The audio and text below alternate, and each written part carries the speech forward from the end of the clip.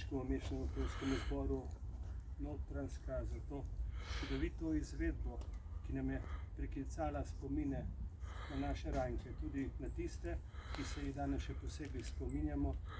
In prosim predsednika prve slovenske demokratične vlade in predsednika Združenja za vrednote slovenske osamosvojitve, gospoda Lojzeta Peterleta, da se tudi v svoji besedi spomni, tako kot se jih on zna, in nam prikliče spomin na tiste dni in na njihova dejanja. Prosim.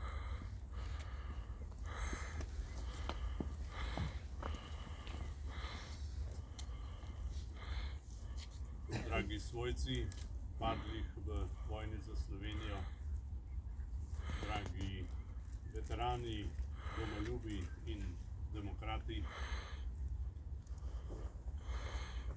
lahko bi se zgodilo, da se na tem mestu nikogar ne bi spominjali.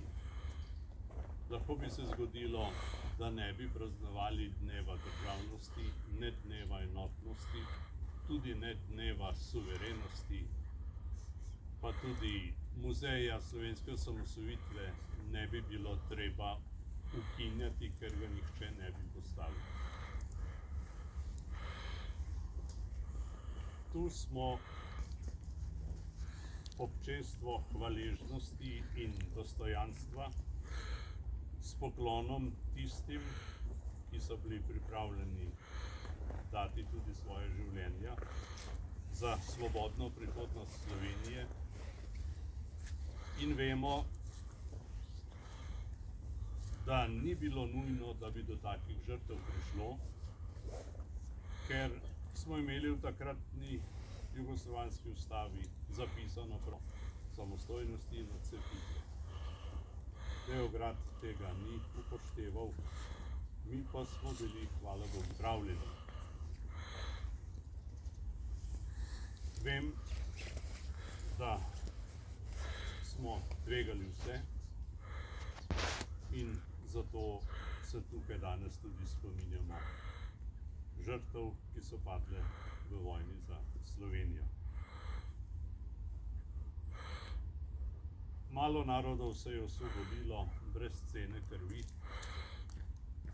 je pa za nas pomembno dejstvo, da žrtev ni bilo več, ker smo ravnali tako. Vem, kaj pomeni za svojce, da so izgubili svoje drage.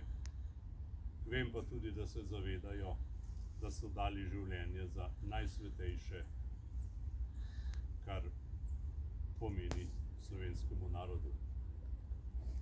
In dokler bomo, se jih bomo spominjali s hvaležnostjo in priznanjem za tisto, kar so storili oziroma dali za našo svobodo.